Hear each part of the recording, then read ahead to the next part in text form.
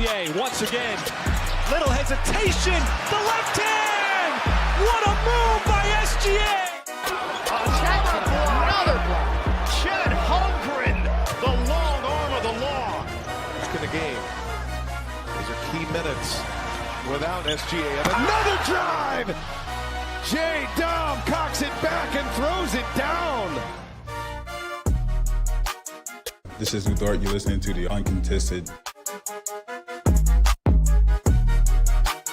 Hello, everybody, and welcome to the Uncontested podcast, coming at you with a special crossover edition ahead of the NBA Finals. What you're going to see next was previously recorded with our good friends over at the Setting the Pace podcast, some of our fellow Blue Wire podcast network mates that do an excellent job covering the Indiana Pacers. We linked up, Jacob and myself, with Alex and Facci from Setting the Pace to break down this NBA Finals matchup ahead of Game 1 on Thursday.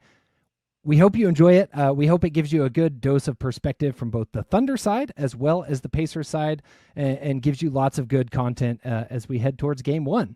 So make sure you go check out Setting the Pace if you want a little taste of the Pacers during the finals. They do a great job covering the team and giving a different perspective than you'll get on the Uncontested. But thank you for tuning in and enjoy. What is up, Pacer Nation? Welcome back to another episode here of your go-to Pacers podcast, Setting the Pace. And we are doing a crossover podcast here with our good friends that cover the Oklahoma City Thunder. We've got Justin, we got Jacob. Guys, tell us a little bit more about your show. Hey, we are from the Uncontested podcast. So for our OKC listeners, what's up? We're back. For you Indiana Pacers listeners, if you want the view from the opposition, you can come check us out. We're going to post-game pod after every game of these finals, including a post-game pod, Game 3 and Game 4 from Indianapolis. So if the Thunder win those games, don't try to find our hotel room where we're recording and come murder us, please. Please. Very cool stuff, because I'm going to be in the building for Game 3. Alex will be as well. So nice. That's pretty cool that we're all coming together for Absolutely. We'll have to link up. I think that would be. You guys are going to have to vouch for us so no Pacers fans beat us up. Hey, Lachi's a New Yorker. That's the thing. He's from New York, so he's coming from New York to watch Game 3. When's the last time you've been in Indianapolis to watch Pacers? Was it last time when you and I got together might have been about 2.5 years ago. So it's been a while. I went to 2 Pacer playoff games in the past, like 2012, 2013, or 2013, 2014. So it's been a while, but I'm so used to being surrounded by the opposition. I was in the Garden for Game 1, Pacers versus Knicks. I was one of very few fans. So I cannot wait to be surrounded by my fan base, the Pacer fans. You're going to be on the opposite end. I don't know what it's going to be like for OKC fans traveling. You tell me. How do you think that's going to be? I think it'll be interesting. Oklahoma City, they're rowdy. Now, obviously rowdy in their home court, but we could hear it a little bit coming through the TV, like in Denver. I don't know if I heard it as much in Minnesota, but I think I've seen. Who wants to go to Minnesota? I mean, not me. I've seen multiple people talking about the friendliness of the driving distances between these two arenas. So I think you might get some Thunder faithful in Gainsborough Fieldhouse. yeah, I think you're right. I think I saw a statistic that this is the shortest distance between the two teams in the finals in 30 years or something like that.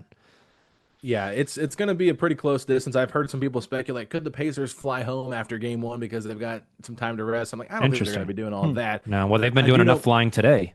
Yeah, for sure. That was pretty crazy. And then Milwaukee, I know when the Pacers play Milwaukee, there was a 3-day or 2-day gap between the games, and Milwaukee flew home and then came back. So that's a lot closer. That's a 3.5-hour drive. So it's not that big of a deal. But yeah, so it's the shortest distance from anybody from Indiana is Milwaukee. So OKC's not that far, but you're usually seeing California teams take on teams out on the East Coast, whether it's Boston, Toronto, whatever. It's kind of seems like those are the same, Miami. So it's one of those things. But this series right here, it's really interesting, guys. Absolutely. I know Small market takeover, Alex. Let's go. Do it. Big markets be damned. I don't want to hear anything about ratings. No. This is quality basketball, baby. It is quality basketball, and I think that's what's really exciting for those that are actual basketball fans that will tune in for this. They're going to really enjoy it. And I think what's really interesting is you've got an Oklahoma City team that's won 68 games in the regular season. They go 12-4 in the playoffs. They've won 80 games now. But Indiana's been hot since January 1st. Really, if you go back to after December 15th when they were 10-15, they've been playing much, much better basketball. I think they have the second best record in the NBA, right behind OKC, and they also went 12-4 in the Eastern Conference playoffs. So these teams are totally different in how they play. They've got some similarities in terms of like they like to play fast, but I'm curious from your guys' perspective, what is the one thing from Indiana that maybe makes you guys the most worried? I know my answer to this one because we just talked about it the other night on our preview show. It's the 3-point shooting. Indiana has been on an absolute heater this playoffs. Guys like Nimhard are stepping up, hitting big shots. And Oklahoma City, the way they play defense, they are prone to leaving the corners open. Indiana is the team, probably the best position team to take advantage of that, of any team that they've faced in the playoffs. That makes me nervous. If Indiana shoots hot and Oklahoma City doesn't close out quick enough on the corners, that could be a recipe for success for Indiana against this Oklahoma City defense, which has had a lot of success shutting teams down. That could be the weak spot in the armor. I would totally echo that. It's the 3-point shooting. If you go back and watch specifically in games 4 and 5 of the Western Conference Finals, the Wolves really caught on to this. The fact that the Thunder were cheating off the corners to just clog the lane and show Anthony Edwards, it felt like 6 bodies in the paint, and leaving those corners open. Guys like Nickeil Walker and Dante DiVincenzo for one game made them pay. But the Wolves' adjustment was instead of getting all the way into the paint, they would pull the bigs out and back screen those Thunder wing defenders to where they couldn't get back out to those corners. That'll be an interesting thing to see if Indiana deploys in this series, because like Justin said, the Thunder want to do 2 things defensively. They want to cut the head off the snake, and they want to protect the rim. And they're really, really, really good at both of those things. Like if you go back and you look at the star wing/guard for the 3 teams the Thunder have played in the playoffs, those guys have played terrible. The Thunder have absolutely mauled them because the Thunder have 5 dudes on the perimeter that will just give you rabies. I mean, they'll bite you and you'll get sick. They're insane defensively. But they do that as a game defense, crowding the paint. So the dichotomy there of one team that wants to protect the paint, the other team wants to shoot the threes, that's where I get a little worried about the Pacers. Yeah, it's one thing to lose this series, it's another thing to lose it and get rabies. So I'm trying to I'm just wondering, like, when you're talking about cutting off the head of the snake, I think that's a great example. And look, that is what New York tried to do with Tyrese Haliburton. They had Mikal Bridges guarding Haliburton, essentially from the second he crossed, half court. And it worked well for a while until Indiana figured it out. How do you think, or how do you anticipate that OKC will start off guarding Tyrese Haliburton? Justin, UK, if I kick off this one, Lou Dort gets a crack to start the game. Like that's going to be the go-to. Now the Pacers are going to try to put, I think specifically Isaiah Hartenstein in a lot of screens, because Isaiah Hartenstein strictly will play drop coverage, letting Hallie get to that little floater range where he's just been lethal at. I would expect the Thunder to play a lot of small ball in this series. When I say small ball, I'm talking Chet at the 4, Chet at the 5, J-Dub at the 4, and we're going to see this lineup in the finals. J-Dub at the 5, Alex Caruso at the 4, Lou Dort at the 3, Cason Wallace at the 2, Shai at the 1, and just run the switch everything lineup. And we don't care if we have Cason Wallace on Miles Turner. We're going to front it and we're going to fight like animals. The Thunder have proved they can do that, right?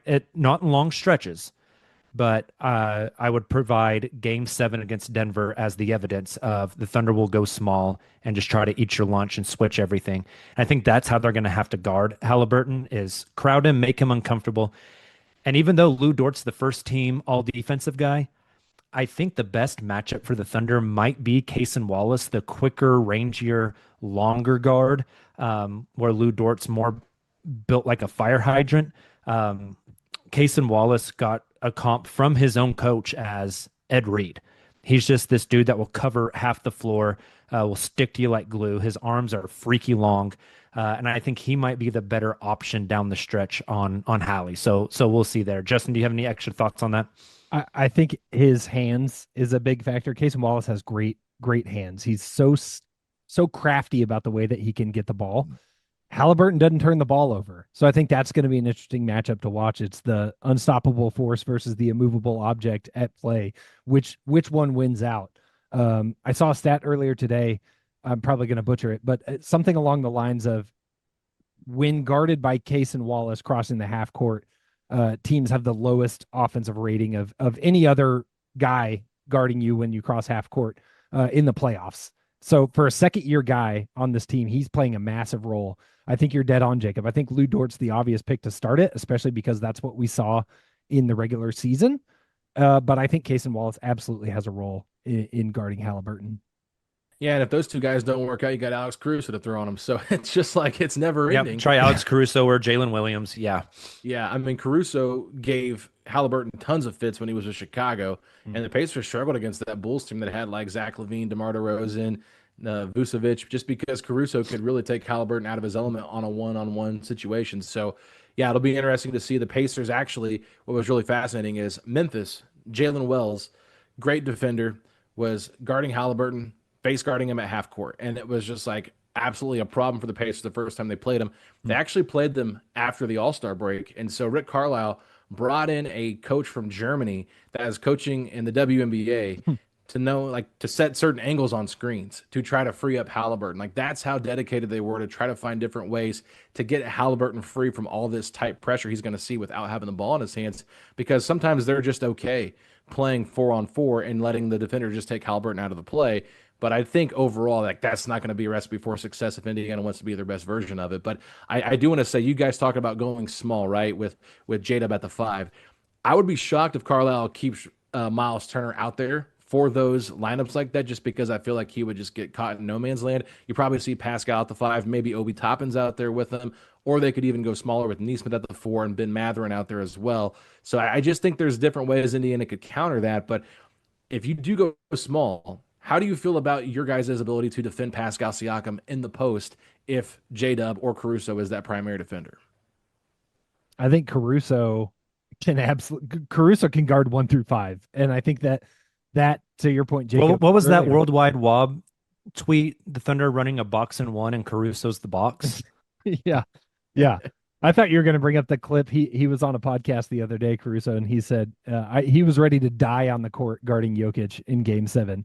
And I think that mentality, he's shown it not forever, right? Like we're not going to send him out guarding Siakam 48 minutes a game, but in stretches as a changeup in a small ball lineup, he's absolutely built for the task. And what we've seen the Thunder do, especially when you have Caruso guarding the big, is they're quick to bring a double. I don't know how often that they'll be doubling Pascal. But that is one of the things they do is the second they get the pass into the post, there's usually a guy coming to help along the baseline to kind of cut off whatever post moves might be coming. And I think it's the combination of efforts. So you might have Caruso as the lead defender on a guy like Pascal Siakam, but it's going to be everybody. It's 5 people pulling as one at all times on defense. Absolutely. I think Caruso's primary assignments defensively this playoffs has been Jaren Jackson Jr., Aaron Gordon until Game 7 when he exclusively got the Nikola Jokic matchup, and then Julius Randle and Naz Reid. So the 6'4" bald man, my twin, has just been guarding up the entire playoffs and been incredible. It's kind of funny. Whenever he came over from Chicago, he had a quote where he said he thought he was going to be guarding guards.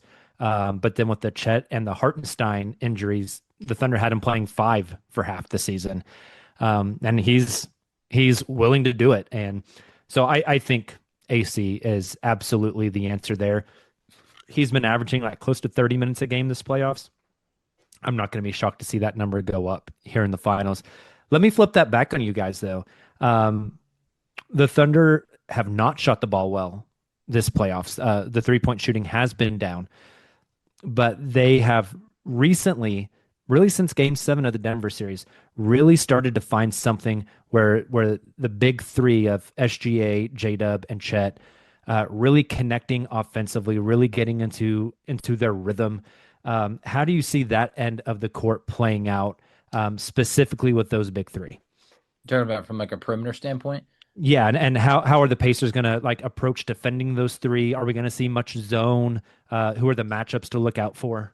I probably wouldn't say as much zone, but I think that, from like a defensive standpoint, we've seen, Andrew Nemhard, Aaron Nesmith are two guys that have really taken their game to the next level. Defensively, they're definitely good defenders. Offensively, they've also been great. But we saw what Nemhard did to Jalen Brunson. We saw what Nesmith has done at times. But I also think that maybe it was bad matchups with like Cleveland, or not to say bad matchups, but like Cleveland and New York did not shoot the three ball well against Indiana at all. I want to give OKC, I'd like to give them more credit for that. But I feel like with Nemhard, with Nesmith, they're going to be doing a lot of work defensively, a lot of the dirty work. You're going to get effort in other areas, like obviously Siakam, good defender, especially for his size. So those three are definitely going to be working. But obviously, there's with Haliburton, at times he could be exposed. So you want to try and not have him do too much defensively. But Nemhard, Nesmith, those guys are going to have to be giving the Pacers everything they got. And I think from a perimeter standpoint, Indiana was fortunate to be able to defend, I think, the three-point land well. But Alex, I'd be curious to see, how are we going to defend such a tough matchup with these three guys where I can't say we're going to shut down anybody. We just got to make them work for 48 minutes. Yeah, it's kind of a lazy answer, but I think everything's on the table. I would not be surprised if you see the Pacers throw zone at OKC just to give them different looks. Obviously, Denver had success with that, but I do think Denver was a lot longer than what Indiana does have right here with their current roster. So they could play some zone. It wouldn't shock me, but I don't think they're going to rely on that just because they want to play fast. And how fast can they play if they're playing more zone? Now, I do think OKC's probably going to throw some zone at Indiana as well, just to kind of muck things up, because that's how we've seen a lot of teams try to slow Indiana's pace down, by playing some zone defense. But I do think for your primary matchup, I would assume Andrew Nemhard is going to get the Shai matchup. I think Aaron Nesmith will get the Jalen Williams matchup. And then Pascal on Chet's interesting. We'll see how they do that. I would not be surprised. I think you mentioned it earlier. They might put Hartenstein on Siakam to start things out. Put Chet on Miles. I could even see them maybe tinkering around with maybe putting Chet on Aaron Nesmith just to try to make things look a little bit different, let him be more of a roamer and kind of dare him to shoot. But I mean, I think I would be more willing to let Nemhard shoot, just because I think Nesmith's been a little bit more reliable from the 3-point line for Indiana. So yeah, I just think when you look at Shai, like, he's going to get his points. I don't think there's anything Indiana can really do. They can make it difficult for him, but if you go back and look at their previous series, they threw three guys at Giannis, but Giannis still got his points. I mean, he was unbelievable. They basically did by design let Donovan Mitchell be the focal point, but kind of took everybody else out of it. And then against the Knicks, it was, we're going to just basically put Aaron Nesmith on Jalen Brunson, and whatever happens, happens. They didn't overcommit to putting 2 or 3 guys on him. So I wouldn't be surprised if they just say, all right, Andrew, Shai pretty well. You obviously wear his shoes, which is hilarious. And you is he going to wear them in the series, do you think? I would assume he does. I mean, he's been wearing them for the longest time. I mean, maybe it's a disrespectful thing to wear them in the series, but I think that he knows a lot of his tendencies. And if you go back and look at that earlier game in December when it was a lot closer, I think it was like 120-114, where the Thunder pulled that one out. I think Nemhard had a pretty good defensive matchup against him. So they might just say, all right, for the majority of the game, we're going to let you kind of guard SGA. Let SGA kind of do his thing. I know it sounds crazy, but like, hey, if he scores 35 to 40 points a game, you live with that if you can kind of limit what some of the other guys do. So that to me is how I would see them or envision them trying to do that. If they start throwing double and triple teams at SGA just to try to get the ball out of his hands, like, I know he's not as good of a passer as some of the other guys they've played, but he's still very capable of making that pass. So, I mean, this guy that's a walking triple-double if he wants to be. So I just think that if you're Indiana, you kind of have to pick and choose your spots, and kind of forcing Lou Dort to beat you. I think you might live with that result, kind of like they've done with other series where they're like, all right, we're going to double team Shai or try to throw somebody here and help side. Maybe they even throw Siakam on Lou Dort to play off, kind of like you guys are talking about doing with Chet. Maybe they could utilize Siakam that way and find different ways to match up with Chet, whether you're putting a Miles on him, things like that. I know that OKC's got a lot of problems for Indiana to deal with here. So, but that is how I would try to defend those 3. On the offensive end still, another question I wanted to ask you guys, kind of like a 2-in-1 here. The Thunder are notorious for guard-to-guard screens. So if Nemhard, which I agree, will get the Shai matchup, and let's say the Pacers try to hide Haliburton on Lou Dort. who is a very, very streaky shooter and probably should never put the ball on the deck. I get heartburn every time Lou Dort dribbles the basketball. But the Thunder will love to put Haliburton in that pick and roll. And if the Pacers want to switch that, let Shai go to work on somebody other than Nembhard. So how do you guys see the Pacers kind of adjusting to that with so many guard to guard screens? And are they going to switch those? Like, how do you think defensively they'll handle that? Secondly, one thing I find really interesting, the Pacers have given up the most free throws to their opponent of the playoffs. The free throw merchant thing, like, don't get me started. All right. Like, I don't want to use profanities on either of our podcasts. If you think Shai's a free throw merchant, you probably hated watching Kobe Bryant play basketball. That's all I'll say. But Shai has an ability to draw contact. Is this a thing? Like, every Western Conference playoff series, one of the biggest like swing factors has been the other team's just going to have to take 10 more free throws than the Thunder if they want a chance to win the series. How do you see that playing out with the Thunder being able to draw fouls, specifically SGA, and the Pacers having a tendency to put guys on the line? I think I could start to answer. I think as it relates to kind of fighting through screens, I think Neesmith's done a fantastic job being able to get around screens and not be able to get screened as much. While Nembhard, that could be a little bit tougher. So, I think the Pacers will do whatever they can to switch. And they have capable defenders, but it's going to be tough. I mean, you're talking about the MVP, so it ain't going to be easy. They'll have to fight through everything. As it relates to being able to get to the line 10 more times in the Thunder, I don't anticipate that happening. I really don't. I think that Indiana, at times there was games that the Knicks shot 40 free throws and outshot the Pacers by 12, and the Pacers were still able to win those games. And that takes not turning the ball over. If Indiana can limit those turnovers, they're able to, hang in these games. And they were able to do things like have single-digit turnovers, whether it's 7 or 8 turnovers, but also shoot efficiently from the three-point line. They had numerous games where they shot about 50% or more, from the three-point line. That's going to be big. But they're not a great rebounding team, so it's hard to make up for extra possessions. I anticipate that OKC will be going to the free throw line more times than Indiana. You're not going to see it flipped around. It's just how do we clean up certain areas where we can not turn the ball over, not make those stupid mistakes, be able to hit your free throws. There were games that Indiana might only go to the free throw line, say, 22 times, but can they hit 19 of them? Can you do things like that? We saw the Knicks go to the free throw line more, but go 1 of 2 down the stretch, and they were missing free throws. That ended up, kind of biting them from in the behind. And I think that it's Indiana having to play a clean game to be able to make up for some of these instances. So, Shai's going to get his. He's going to get his, and we've seen the star player has gone off at times. Jalen Brunson was having times where he would get to the free throw line 14 times in a game, and Cat was getting to the free throw line 10, 11, 12 times in a game, but Indiana was able to be clean around that. So I'd say that'd probably be my answer, but Alex, what do you got? Yeah, I'll answer this one. I'll throw a question back your guys' way to kind of like get a different thing going here. But just in regards to attacking Tyrese Haliburton, right? I think that's what we've seen a lot of teams do, and Tyrese has really bought into being a better defender. I would still say Tyrese is the weak link on the Pacers defense. There's no doubt about it. But I do think that if we've seen one thing from Tyrese Haliburton, he's done a very good job of hedging at the right spot and forcing those angles to where the player has to go back the other way, right? And we saw him do that a lot against Jalen Brunson. And there was one where that actually helped Andrew Nembhard get that steal on the opposite side with his hand and be able to make that fast break layup in Game 6. And then you see Jalen Brunson get mad because Nembhard's talking and then headbutts him after that. In that game, Jalen Brunson only had 2 free throws, and that was with Andrew Nembhard being physical the entirety of the game. So I do think a lot of it's going to come down to officiating and how much they allow these guys to play. I know we had Keith Smith on from Spot Track, and he said that OKC likes to be very physical defensively. And sometimes, you might get frustrated because they might be fouling you, but they're not calling it, and they do it in the right ways.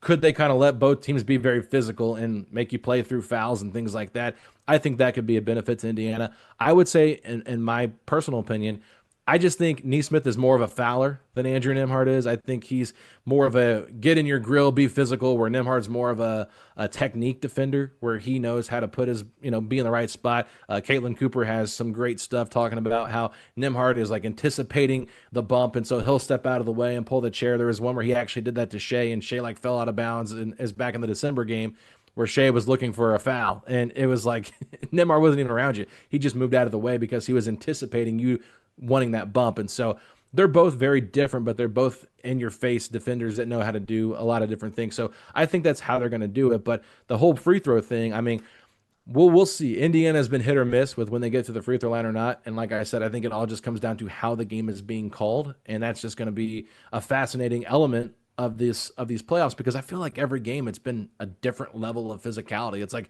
sometimes you're seeing touch fouls, other times you're seeing like, oh, these guys can get knocked down to the ground, they're not calling anything, and then you get like a little tic-tac foul out of nowhere. So that to me is really fascinating. But when I look at OKC, obviously Shai is kind of the focal point here, but Jalen Williams to me is such an interesting player, because I feel like Chet Holmgren's probably the second most important, but I feel like Jalen Williams is one of those superstars in the making, and I'm curious how you think he is going to attack Indiana in this series, especially if he does have a guy like Aaron Neesmith as his primary defender. Jalen Williams has been fascinating during these playoffs. He received a lot of criticism last year in the Mavericks series that the Thunder lost for kind of disappearing. He came out in the first series against Memphis and looked phenomenal. Then against Denver, kind of the middle of the series, he disappeared again. He shot, it was roughly 25% from the floor in the middle games of that series, and was receiving a lot of flack from the fan base and from the media. At the end of that series, he had a phenomenal game 7, and he was phenomenal in the Minnesota series. I think he's absolutely, I think what you said is correct, Alex, that Shai's most important. Chet's probably up there. Jalen Williams is kind of the X factor for this team, because he's been a little up and down this playoffs. If his hot streak continues, I think that that's a really good sign for Oklahoma City. What we've seen him having success is when he's being aggressive and driving to the basket. That middle stretch against Denver, it felt like he was settling a lot for outside shots. Some of that was predicated by the Denver zone, cutting off driving lanes and not making it easy for him to get inside. Some of it was him just not being aggressive. He'd get inside and he'd try to go around guys. He'd try to finesse it, and he'd smoke the layup. Against Minnesota, he was decisive. The second the ball hit his hands, he was taking his first step toward the basket. He was driving hard, and then he was finishing through contact. He's going right into guys' chests and finishing at the rim. And I think for Indiana, Miles Turner's been a better rim protector, but I don't know that there's that stout rim protector that we've seen like in the Minnesota series, like having to go through Gobert. It's obviously a different task. So I think if there's nobody to slow Jalen Williams down when he's getting to the basket, I think that helps drive his confidence, and that helps good things happen for the Oklahoma City offense and Jalen Williams in particular. Jalen's definitely an inside-out player. Get to the rim first. Work on that midi. He and Shai are just midi maestros. They get to that free throw line, they're pulling up. They are so good at that. And then Jalen can really catch fire from three. Justin was mentioning that Western Conference Final series where he was guarded primarily by he had Julius Randle on him for a bit. He would get Nickeil Alexander-Walker, Dante DiVincenzo on him a bit. So he was seeing different looks from different sized guys. Shot 50, 46, 84 splits, 22 points, 6.6 rebounds, 4.4 assists. And was just really, really in his bag in that series. And then whenever Shai comes off the floor, it's going to be Jalen Williams out there kind of orchestrating the offense, running a lot of that pick and roll. So that'll be fascinating as well to see how when Shai is off, how Indiana will defend Jalen as the primary initiator and what the point of attack defense looks like at that point as well. Yeah, I mean, definitely made some great points. And look, I think everybody has every right to pick OKC in this series, but that's kind of nothing new to Indiana. I mean, they were underdogs against Cleveland, underdogs against the Knicks. I mean, it's underdogs just about every single series that we ever step into. Say, barring any injuries, of course.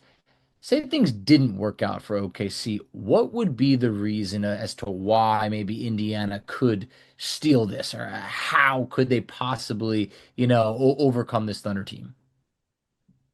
I think it's limit your turnovers and then just continue this awesome shooting from three. I think that's how the Thunder lose the series. Um, the turnover battle is just so fascinating to me. These are two teams that really, really, really protect the ball. I think they're the two lowest turnover teams of the 16 in the playoffs. And the Thunder they just take it from you. I mean, I think Minnesota averaged like 19 turnovers a game against Oklahoma City. The Thunder just feast off of those turnovers. Indiana also wants to feast off of those turnovers. So to me, that's a huge pivot point in the series. And then again, kind of like what we led off on is the Pacers 3-point shooting. The Thunder have been underwhelming from three. The Pacers have shot it really, really well from three, generating good looks. And when you generate good looks, your percentage for the ball to go in goes up. So it'll be interesting to see, will the Thunder adjust how they defend Indiana if they start off hot from three, if it doesn't go well for Oklahoma City early in that aspect of the game. But I think if Indiana wins this series, it's going to be something like they average like 48% from three for the series on volume. I think also, along with that, Indiana's been so good on the road. Oklahoma City has won by an average around 19 points a game at home in the playoffs. They're stomping people. They've had a 50-point win, a 40-point win. They go on massive runs, and a lot of that's on the back of hot shooting. The role players get hot at home. If Indiana can do what they've done in the last few series, like they've done all playoffs, and steal one or two in Oklahoma City, obviously that's a really good sign for the series. So I'll be really curious after these first two games. If it's 1-1, I think that's a recipe for Indiana to have success, because this Thunder team is not shooting well on the road. Save for a couple of performances here and there in these playoffs, they're not shooting well on the road. Indiana, it doesn't seem to matter. So if you're having to go back up to Indiana and trust a Lou Dort shooting spree in Gainesbridge Fieldhouse to save you, I don't feel great about that. They're going to have to find ways to overcome that. I got to ask about this because I know it's like an overtalk point, but it's just like rust versus rest. And the Pacers have done very well when they've had longer stretches of time to prepare for series. Like they had almost a week to prepare for the Knicks. They come out and hit like their first 10 shots of the first quarter. It was a crazy start to game one. Obviously got down by 17 and still pulled that one out. As Tyrese Haliburton was hitting a step back long two to tie the game to go to overtime. But when you look at the layoffs that OKC's had, how have they responded with those long layovers? And is there any added pressure with this being the finals and them being such a heavy favorite? I think the time off is interesting. We were talking about this the other day, that this is the first time they've had time off and known who they were going to play, which I think is a big factor. You know, you think about the end of the regular season when they kind of shut things down, and being the one seed, they had to wait a long time to figure out they were playing the Grizzlies. They're sitting around. They don't know. They probably have some, they're preparing for some scenarios, but they don't know. They come out and win game one by 55 points. The Denver series, again, they had a long layoff. They didn't know who it was going to be, Denver or Clippers, because it went to game 7. That one is the one that they were up by 10 pretty much the whole game until the last few minutes when they choked it away, and Denver snatched one in Oklahoma City. I don't know if that's contributed just to the rust of sitting around, but Denver coming in fresh off of game 7, I think that might have played a factor. And then the Minnesota series, again, they knew it was going to be Minnesota. They had that series firmly in hand, and they won that first game by about 20 pretty handily. So I think them knowing it's going to be the Pacers is a benefit. But in all honesty, I don't know how much rest versus rust really matters. If you can't get up for the finals, whether you've been sitting at home for a week or you just played game 7 yesterday, you got something wrong with you. Absolutely. Now, I do think rest is good for two Thunder players, specifically in Chet Holmgren, who just always plays better off of rest. When Chet plays and he shoots a 3, you know what kind of night it's going to be, depending on the arc of the shot. and he shoots the ball with much more lift in it when he's rested. And then Alex Caruso.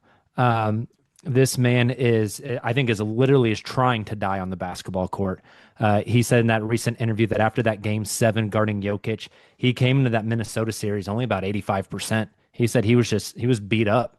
A week off for Alex, I think, will do a lot of good for him too, and have him chomping at the bit and ready to go and fully energized. And he's been, I mean, Shai's the MVP, but if you had to choose a number 2 most impactful player for the Thunder this playoffs, it's Alex Caruso. Great trade. Yeah, there's no other way to put it. I mean, look where you guys are. Bringing in Caruso was an awesome move that Pacer fans would have loved as well. As we wrap up, guys, please give plugs where we can find you out on social media. Obviously, some of the great content you're putting out for your show. Because if Pacer fans want to hear something from the other point of view, I think that you guys are the ones to turn to. Awesome. We appreciate that. Yeah. So we're the Uncontested Podcast. You can find us anywhere you download podcasts at. We're on all the social media channels, Twitter, Facebook, Instagram, whatever. So you can search us there. We're also on YouTube. We'll be live after each of the finals games, doing live post-game breakdowns. They're typically about 45 minutes. So you can come, you can hang out there, kind of hear our perspective. We'd love to have you. Sounds great. And I guess just real quick, Justin, before I let you finish up here, what was your guys' predictions again for this series? That's a great question. I said Thunder in 6. I think it's going to be a hard-fought series. Once you get past a certain point, whether it's 6, whether it's 7, it's a dogfight. And that's what I'm anticipating. I feel like I'm in the minority of Thunder fans on that one a little bit. Like, you guys alluded to it. There's a lot of people picking Thunder in 5, which is making me feel extremely uncomfortable. I think if the Pacers keep shooting hot and the Thunder keep struggling to find a basket on the road, that this is going to be a long, hard-fought series. Pacers fans, don't come at me with a pitchfork, please. I have the Thunder in 5. That's not a Pacers thing. That's a Thunder thing. I mean, this team won 68 games.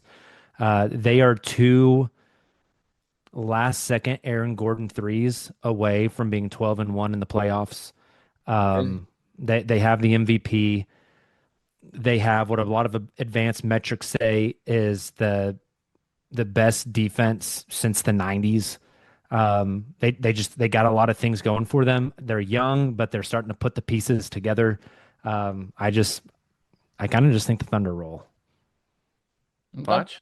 So what about on the flip side? Where are you all at? We have come too far for me to say, oh yeah, I'm right there with you. Okay, see 5. Absolutely. Yeah. You can't do that. We would never expect that. You never should. I'm going to say Pacers in 7. It's all I could do. I could tell you I firsthand counted this team out against Cleveland, and boy, I was wrong. The Pacers steamrolled them in 5. I've seen a lot this year, and there's something special with this team. So I think that we're in for a fight. I think that a lot of people are once again overlooking the Indiana Pacers. I absolutely respect your guys' opinions. I've seen what the betting lines are. I think it's out of this world. They're basically saying this would have to be the biggest upset of all time. No offense, guys. You had a great regular season, but I just can't put you at Jordan and Pippen, Shaq and Kobe like this. So we're just going to see. I'm going to say Pacers in 7. Yeah, Facci's been kind of disrespectful about the Thunder all year long. He said, I don't believe in them. They're a young team. I'm like, Facci, he believed in the Cavs more than the Thunder. I was just a little bit shocked by that. Hey, you guys had a great year. Nothing short of great, but I just feel like, hey, it's a young team that's like, look, there's a lot of levels to this. You guys very well could end up, for all we know, hey, look, what if it is just a bloodbath where it doesn't end well and ends in 5 or 6? Maybe, but I want to say I hold a little bit of the youth of the Thunder. I'm hoping that the Pacers can have a little bit of an equal playing ground there. But what's your prediction, Alex? Yeah, so I've picked the Pacers to win every series so far. I picked them against the Cavs. I picked them against the Bucks and the Knicks. I'm not going to stop picking the Pacers now. They've got me this far, right? I mean, why would I be dumb enough to pick against them? I think if we see them have a comeback win in game 1 like they did against the Knicks or like they've done against the Cavs or even against the Bucks, if they have one of those crazy cardiac arrest wins that they've had in every series, I don't know. I just feel like this almost might be a team of destiny. I know it's kind of cliche to say, but like they've just defied the odds. But then again, they've never played a team that's been this tough defensively. So I do understand all that. And they haven't lost back-to-back games with Tyrese Haliburton in the lineup. going all the way back to December. So this is a team that doesn't lose a whole lot of back-to-backs. I think they're going to be very good at making the right adjustments to counter what OKC throws at them.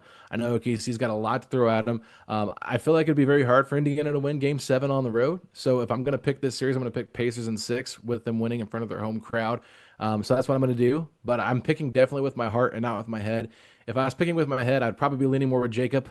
Thunder in 5. It just feels like they just have so many weapons the Pacers will have to deal with. But then again, they've just been playing so well. I can't pick against them right now. So that is why I'm going with my heart, writing it out. Pacers in 6. The only thing that would have made this any better is if the Thunder guys took the Pacers and the Pacers guys took the Thunder.